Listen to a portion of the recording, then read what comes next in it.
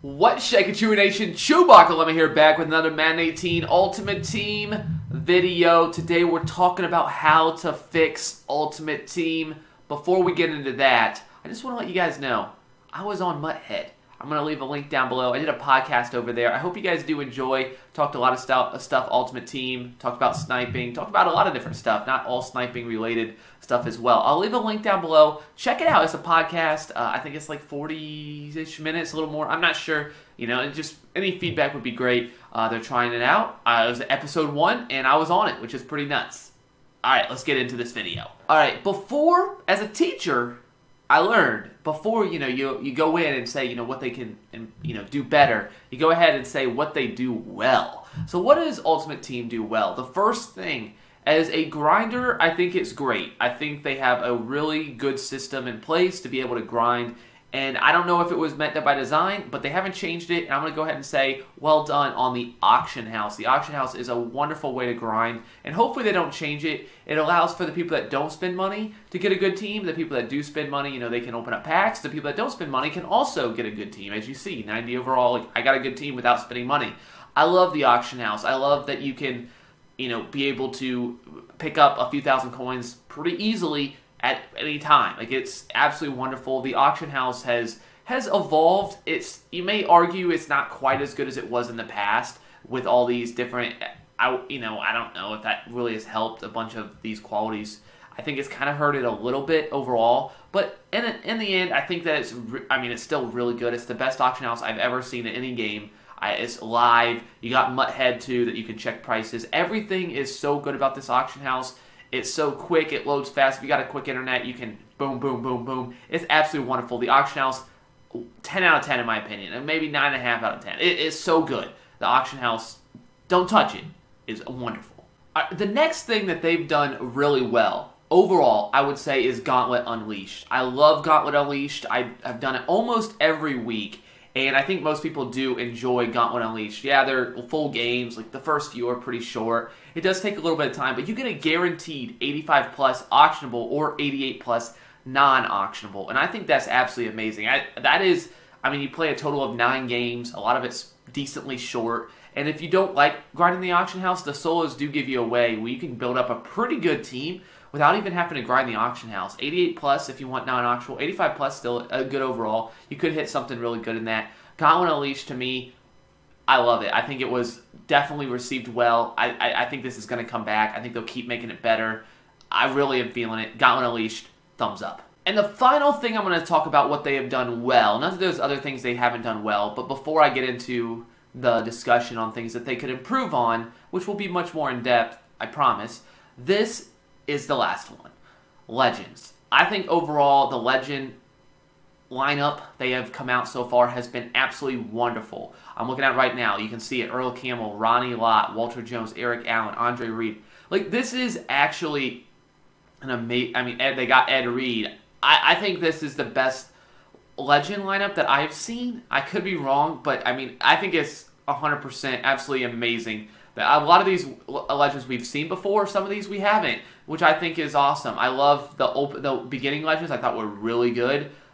Rod Woodson, Steve Atwater was awesome. Getting in Chris Carter into the game, Marshall Falk, Warren Moon. I thought it was 100% absolutely amazing. And we haven't seen all of them yet. We also got Randy Moss, the Ronnie Lott, which I said. Like, they have a lot of Ray Lewis, a lot of wonderful, amazing Legends this year. Of course, we always want more. We want more Legends. We want more people. Troy Polamalu. We want more. But to me, this lineup this year is pretty darn good. All right, now that we've talked about what they've done well, I think we've pretty much nailed a lot of good stuff. We got to talk about what can they do better to make the Ultimate Team experience much better. Number 5. Coming in at number 5, I don't know how, this is more towards the competitive scene, but I really am fascinated with it. I would like to know more about it.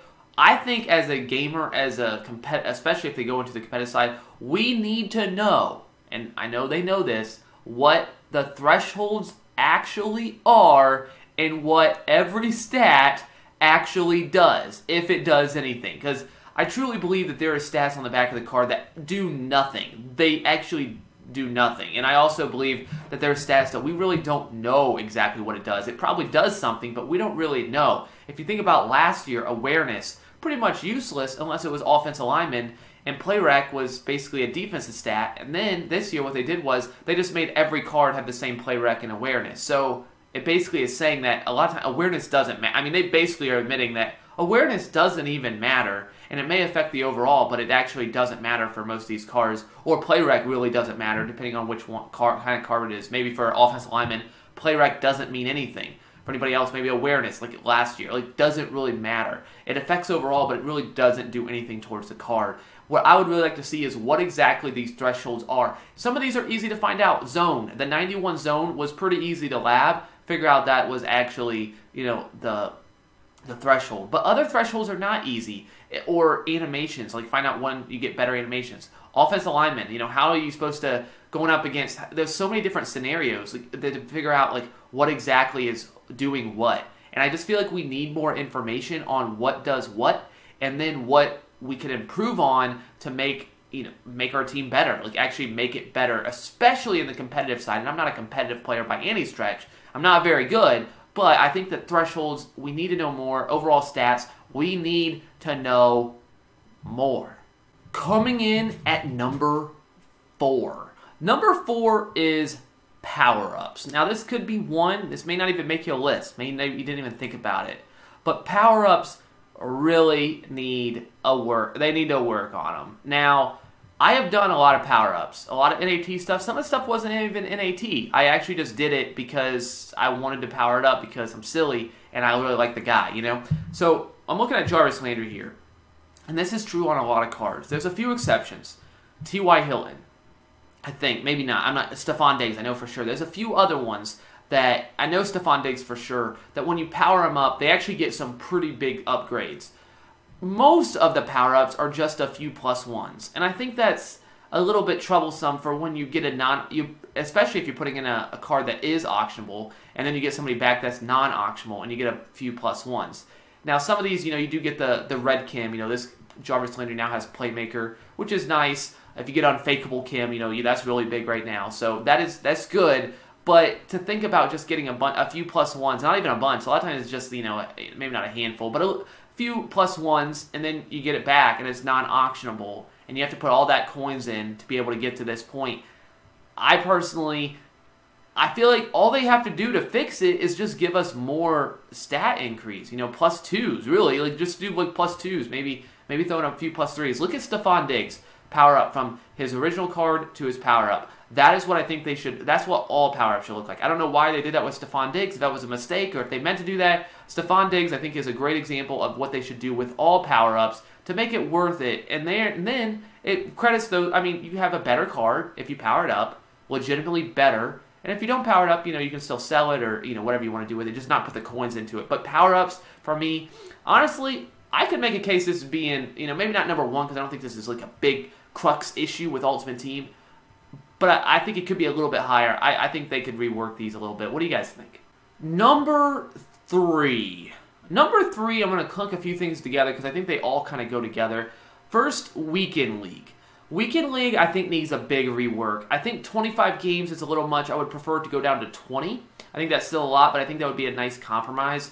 A lot of people, I don't think would. I don't think I've never played 25 games. The most I think I played was this previous week. I went 12-4. Like I said, I'm not absolutely great at this game, but I think Weekend League needs a lot of rework. The amount of games I think is a little bit much. It's for the grinders, of course, the people that play the game a lot, and maybe that's the way they look at it. They just want to be for the people who like to play the game.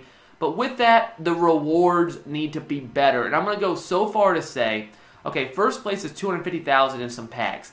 I can make more coins on the auction house, by the time you play those 25 games, I can make more coins than that person can from the rewards that they get, the number 1 player that they win, and then also the packs, all the cards they sell. I could make way more coins just on the auction house than I could playing the game, getting first place in Weekend League. Now you could say, well, no, don't take away the auction house, man. That's my baby. But what I would say is you need to improve these rewards. I would say double. I know that seems like a big step from where they're at now, but first place 250,000, 500,000, or maybe just added more. There needs to be more. I don't know. First place just seems like even first place. That's for first place. I don't think the rewards are that great. I know there's packs involved as well, but I don't think the rewards are that great. Top 100, a lot of times you don't hit anything. And I don't know if you need to just throw in a guaranteed like 90 overall pull. Something to really make it worth doing it and being good at the game. Right now, I don't think there's enough value at being good at the game. If you're good at the game, and this isn't talking to me, this is talking to other people that are much better than I, maybe you watching, they need to make these rewards so much better. I say double. I think the pot that's in there needs to be doubled, I would say. I think that's just double everything, and I think that would really help. Bring it down to 20 games, double everything. And with that, same thing, seasons. If you win a Super Bowl, you remember last year, if you won a Super Bowl towards the end of last year, they added in, you get a really good, like I think it started, you get like an ultimate ticket, Artie Burns. Remember that? He was a 97 overall. It wasn't like the best card in the game, but he was a really good card if you won a Super Bowl in All Madden. I'm actually in All Madden, which is awesome. I haven't won a Super Bowl in All Madden, but I'm in it. And I won one last year. I got Marcellus Wiley, which was awesome. Why did they not bring that back? People loved it. If you're good at the game, there needs to be more rewards. And I know that's not like maybe a big portion of the Ultimate Team audience, but I think that could really, really help the fan base if you're like saying, okay, if I get good at this game, here's what I get. I can actually get some really good stuff. And I think that encourages more people to play the game. And I think overall, more people playing the game, that's better. Coming in at number 2. Number two is one that it's hard for me to speak on because I'm not a money spender, but I think a lot of people are going to agree that this probably needs to be on the list, and it's packs. Pack odds, a lot of stuff with packs needs to be revamped a little bit. If you remember again last year, so I talked about last year a lot, what they did well with last year, and though I really do enjoy Madden 18 more than Madden 17, what I really enjoyed last year was when they did the fan appreciation packs, I actually could open those up and maybe get something. And you actually could make pretty much a lot of times on those packs. It may be a little too good. I don't need to go that far, but packs need to be better. And that will play into my number 1 on what we can do to make them better. But overall, I think they just need to improve packs. There needs to be something, more value to be had. If you spend $50 on a bundle and you can just blow it, and it seems like you just $50 is a lot of money. I mean, I can't imagine doing it. That's why I don't do it, because I don't want to get into that gambling habit of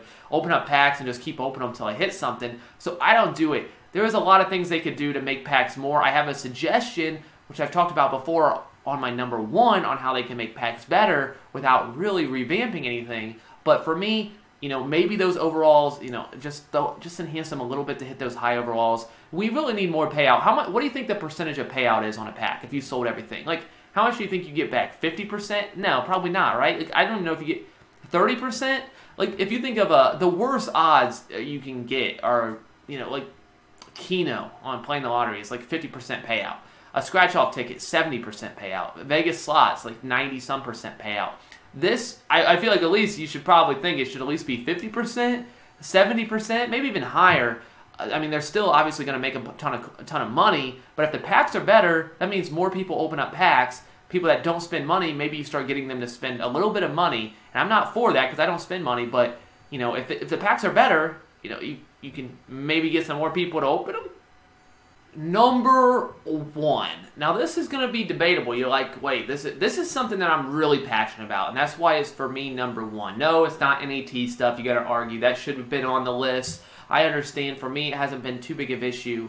A lot of my team is NAT, but I've been able to grind a really good team, so that didn't really bother me too much.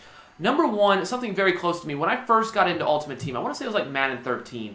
What I loved about Ultimate Team, my father, who passed away in 2003, but he was a huge card collector, and I have boxes and boxes and boxes of full sets. Willie Mays card, Babe Ruth, Hank Aaron cards, like really old baseball cards, worth a lot of money. Mickey Mantle's, like I have a ton of cards, and I loved, when I first got into this, I'm like, this is so cool. Open up packs of cards, like I never spent money, but like getting the free packs, open them up, see what I get. That I thought was absolutely amazing, and I loved it. And what I loved really even just as much is then you could go into sets. You could actually make a little bit of coins, put some stuff into sets, whether they're repeatable or not. It took some time grinding a lot of times to get the cards, but then you can go ahead and make a profit there. This year and years past, sets are dead. Yeah, like they're not really useful in my opinion, and it's kind of to me getting away from what the original design was. I think we need to kind of step back and maybe take, go back a little bit. I mean, I feel like there is some stuff that has improved. Of course, I think the menu layout looks great. I already said things that I really like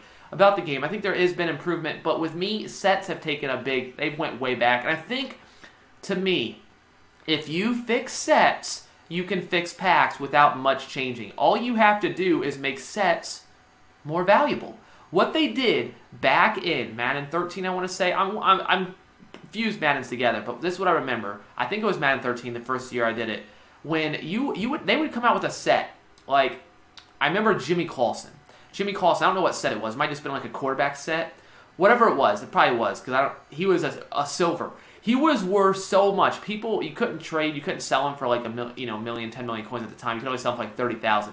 But he was selling for like a few 100,000 coins, so people would have to get on the phone and say, hey, I'm posting the card right now. Of course, EA probably didn't like that. I can understand that. But now you can put the card up for up to 10 million, so it doesn't really matter there. But Jimmy Clausen, worth so much. A lot of these silvers, golds, go into these sets. Oregon players, I remember that. They had an OSU player. And then you get back. So if you did the OSU collection, can you imagine if they came out with the OSU collection right now, OSU set, and the reward was 94, 95 overall Chris Carter. They already have Chris Carter in the game, so that's why I point out Chris Carter. Or they do an Oregon one, and then you get a 94 overall Marcus Mariota. If that's something that came out, I feel like Alabama, you get 94, 95 overall Julio Jones. Landon Collins, whoever. I think that would be absolutely amazing. I think that they can do so much more with sets. And then what happens is, if you come with the Oregon players, when you open up a pack, you can't just go ahead and say it's not worth anything. You got to see what team they play for, and then you're like, oh man. And then to me, it's just you see more value. You see more value in the packs because they play for Oregon. What it does is it will probably bring down a lot of silvers and golds. Like a lot of them will be worth maybe around the same, maybe a little less. But then you'll have one silver, a few gold, not one, but a lot of silvers, a decent amount of silvers and golds worth a lot more than what you would ever think. Obviously, make sure to check your prices. It would be like, that would be tricky. You got to make sure to check them before you put them in the sets or anything like that. And that's always scared of putting in the wrong card or selling a card for the wrong price. But me, I love sets, and maybe this is me, just my own. Of course, it's my own personal opinion. Again, this is my opinion. Don't hate, because it is my opinion. But I personally think sets are a really, really a big thing that they can look at. Or at least a small thing. They don't have to do much work, I don't think. I don't really know their side of it, of course, to really make the Ultimate Team experience much more like what I remember, and also what I think the original design was, which I think is fine. I think that's a good idea. I don't know. All right, guys. So what do you guys think? Did I miss anything? Is there anything that you would like to, maybe help out in the discussion? Let me know down in the comments down below. I didn't talk about gameplay in this because I thought it was out of the scope of all. That's completely separate, I think, from Ultimate Team. I think the gameplay is better than Madden 17. I don't know if you guys agree. I think it's better than Madden 16. I don't know if I would go back farther than that, but to me, Madden 17, Nickel Blitz 2 is you could Blitz 3 and you had to block 7. Or you had to block 6, but you had to do unique formations and stuff. Or Madden 16, lob it up to Mike Evans and he catches everything. Aggressive catch. So to me, I don't know. I think I like the gameplay much more. I'm not going to say much more about the gameplay. I know that's maybe a sour subject for some, and I understand that. But to me, it's better than what I've experienced in the last few years, so I'm happy with that. NAT stuff, what else did I miss? I know that NAT is that was on the brink of making the list, and I decided not to include it. But let me know what you guys think. I hope you guys did enjoy. I hope this was entertaining. I hope it was something. I don't know. I hope you guys did enjoy it, and thank you guys so much. And if you remember, check out the Muthead podcast. Link is down below. Click on it. Listen. Give some feedback. That would be much appreciated. That's all I got. ChewbaccaLemma.